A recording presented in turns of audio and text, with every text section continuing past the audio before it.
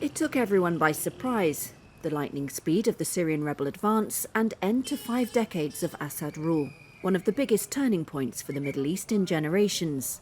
How did the rebels pull off their offensive?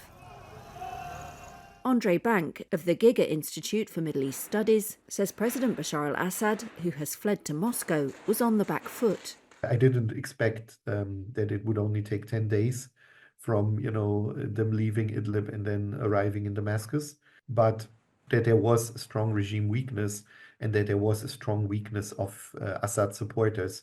We could clearly see this. Analysts say the weakness of Assad's regime was the deciding factor. Assad's military allies, Russia and Iran, were distracted by wars elsewhere and Moscow was losing interest. Lebanon's Iran-backed Hezbollah, which helped government forces, was severely damaged by an Israeli offensive. Sources familiar with Hezbollah deployments said it withdrew many of its elite fighters from Syria over the past year, giving rebels a valuable opportunity. "We just wanted a fair fight," a Syrian opposition source said.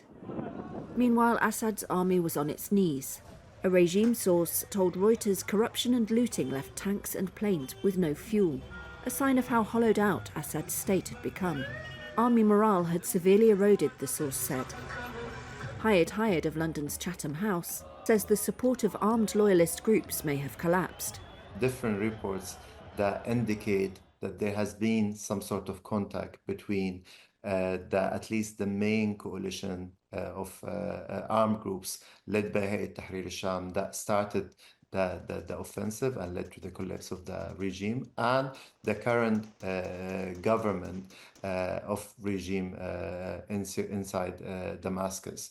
And there are even reports that there were sort of instructions to armed groups inside Damascus and fighters to drop their weapons and not fight back, which maybe explains why Damascus fell quite quickly despite the presence of loyalists. Turkey, which struck a deal with Russia in 2020 to de-escalate fighting in northwestern Syria, has long backed Syria's opposition. But it was against a major rebel offensive, fearing it would send more refugees its way. The rebels felt that changed earlier this year, the Syrian opposition leader and a diplomat from the region told Reuters. Assad had rebuffed repeated overtures from Ankara, aimed at finding a political solution to Syria's military stalemate. Turkey's stance towards Assad was hardening, so the rebels communicated their plans for an offensive, the sources said. They felt they received tacit approval, though Turkish officials have denied they gave them a green light. Turkey now appears to be Syria's most powerful external player, with troops on the ground and access to the rebel leaders.